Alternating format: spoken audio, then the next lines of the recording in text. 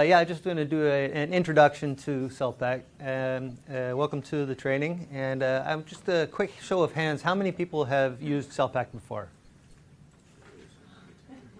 All right, so we're starting with some brand new people. Now, how many people here are familiar with modeling and in computers and stuff like that? How many people know what a mesh is? Okay, good. So we're not starting off completely from the beginning with everybody. So let me give you an overview of what we're going to be talking about today. I'll start with the introduction, and it should only take about 15 minutes. And then Ludo will lead the tutorial, which will tell you all about the fundamental basics of how to use cellPACK. And then after that, he will be demonstrating cellView and cellFlex, which are two new programs that are being developed by our lab that do amazing things, and I'm sure you'll find them very interesting. And finally, there's a cellPaint demo and tutorial, which is being developed by Adam there in the back, and that one is also amazing and a lot of fun, so I hope you'll enjoy it. So what is cellPACK? And I came up with this and didn't run it by anybody else, so hopefully this is a fair assessment. But the fundamental premise is that a cell can be viewed as a collection of molecules. And what we can do is to define what these molecules look like and then give them each a position and a rotation in a three-dimensional volume, and that should be a fair ballpark estimate of what the cell looks like. Now, we're going to limit ourselves primarily to proteins in this example, and that's what we have the most experience with. But of course, proteins are critical and important parts of the cell, so that's plenty to work with. And the common way of representing a protein is called a PDB file. Does anybody know what a PDB file is? All right, so that defines the location of all of the atoms. And in an E. coli, for example, there are over 2 million proteins. And if you were to try to identify the position of all of those atoms individually, then it would take up over 5 terabytes worth of space.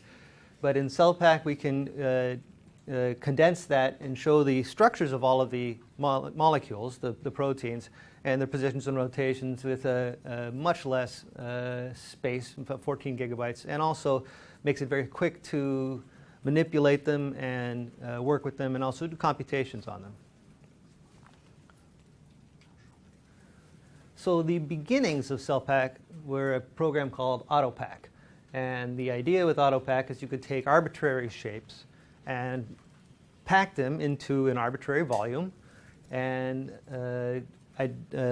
define concentrations and have them packed together. Now, as a lot of people are probably aware, packing is a difficult mathematical problem. And we've decided to approach it in a way using sort of a random algorithm, which I'll explain pretty soon.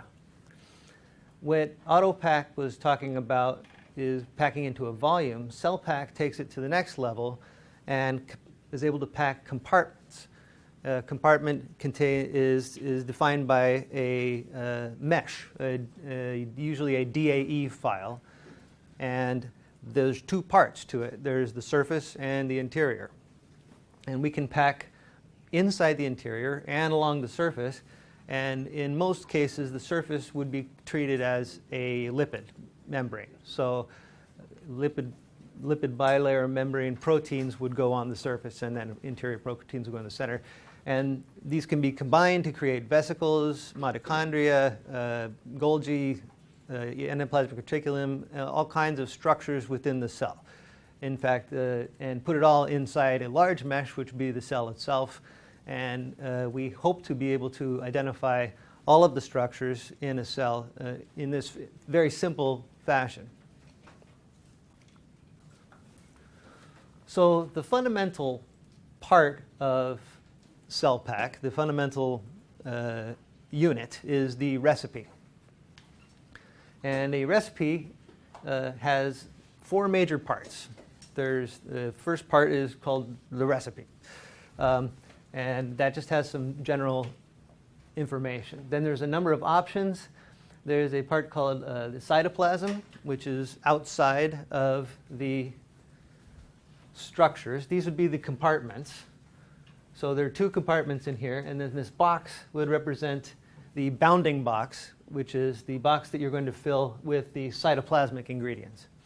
And then the ingredients are represented in two separate ways with spheres and meshes.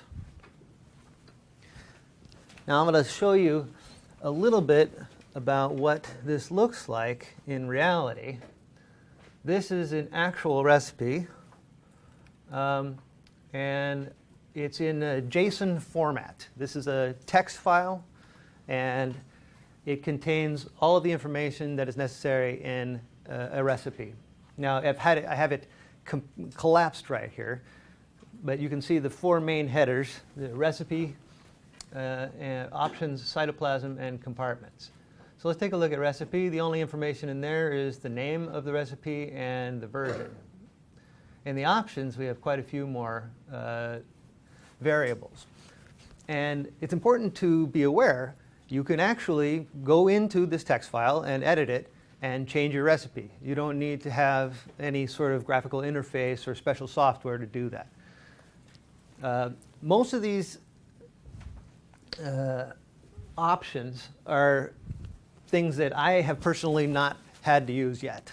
So I won't go into them, and you probably don't need to know much about them, especially at this point. But the ones that you do need to know about, I'd like to point out. The grid size here is called smallest protein size. And I'm sorry if the naming convention might be a little confusing, but the grid was created because it needs to be small enough to have resolution to pack the smallest proteins. And that's measured in angstroms. Everything in this, I believe, is measured in angstroms. So the grid size here would be 10 angstroms, so each one of the grid points would be 10 angstroms apart. And I'll talk to you about the grid in a second. The bounding box, which we saw in the last slide, is that box which defines the overall volume that you're dealing with. And those are the two important things that you're going to find in the options.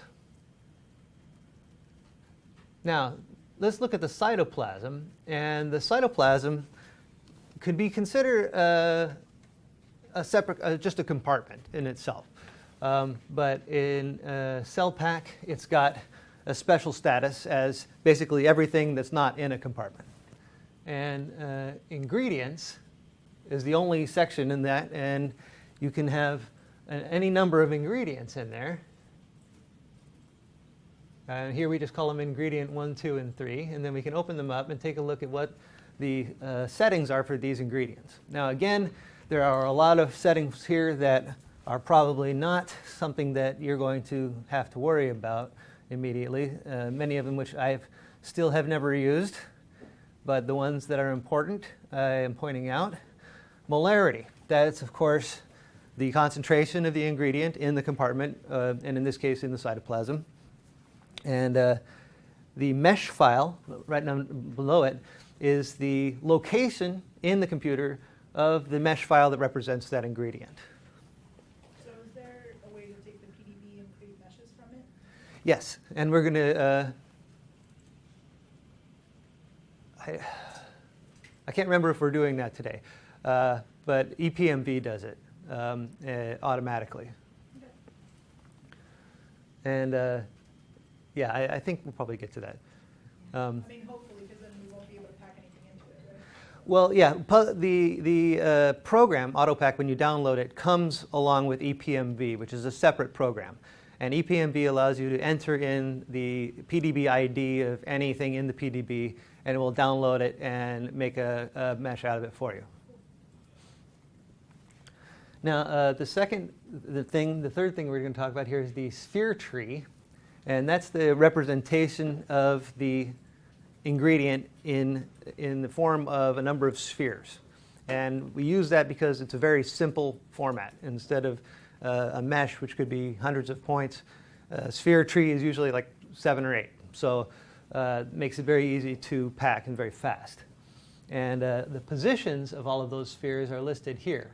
For this particular ingredient, there is only one sphere, and it is centered at the origin. So another thing is jitter max, and that will tell you how much the ingredients are going to be able to move in three-dimensional space, x, y, and z axes. And in this case, that's 1, 1, and 1 means they can move a full grid unit in any of those dimensions. Encapsulating radius is basically the radius of a sphere that would encapsulate the entire ingredient. And that's a useful number for making a lot of simple lower level calculations. The name of the ingredient, of course, is important.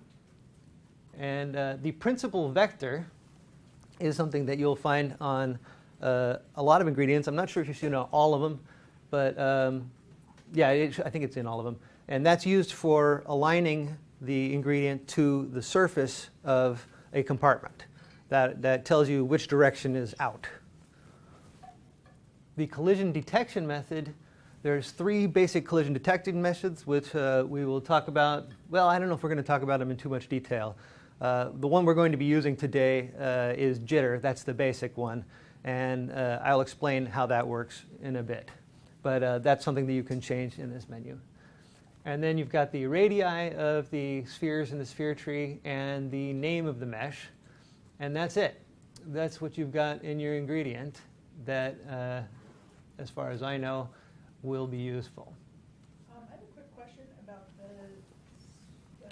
was it the sphere tree, the one with the positions of all the spheres? Yeah. Is that just the positions of all the spheres within the mesh? So No, is no. that like, There's 2 separate representations of the ingredient. There's the sphere tree representation and the mesh representation. So the sphere tree representation has the positions of the centers of however many spheres are in that representation. oh, so you can actually place the molecules within the geometry, within the bounding mesh? Like, You- You're going to do it during the tutorial, like when you start from the PDB-5. but it has nothing to do with the actual positions of the particles in the Right, that's right. It's just a representation that we can use to do quick packing. Got it. And, huh? Sure, since she brought it up. Is the sphere tree something you associate with an individual protein or with an entire organelle that's got many proteins? Would Well- that have one sphere tree, or would that have one sphere tree for every protein? It depends on how you are identifying it. Actually, an organelle could be considered a single ingredient and could have its own sphere tree. So a vesicle could have a sphere tree with one sphere, and then that could be used to pack inside the larger context of the cytoplasm, even though inside of it, it's got a ton of proteins with their own sphere trees. It just makes the computation a lot simpler. Now, I don't know how many of you are familiar with JSON format, but it's very straightforward here. And you just got to be very careful with it. If you're editing in here, if you misplace anything, you have a colon or a comma, this has tripped me up many times, the whole thing's going to fail. So just be careful about that.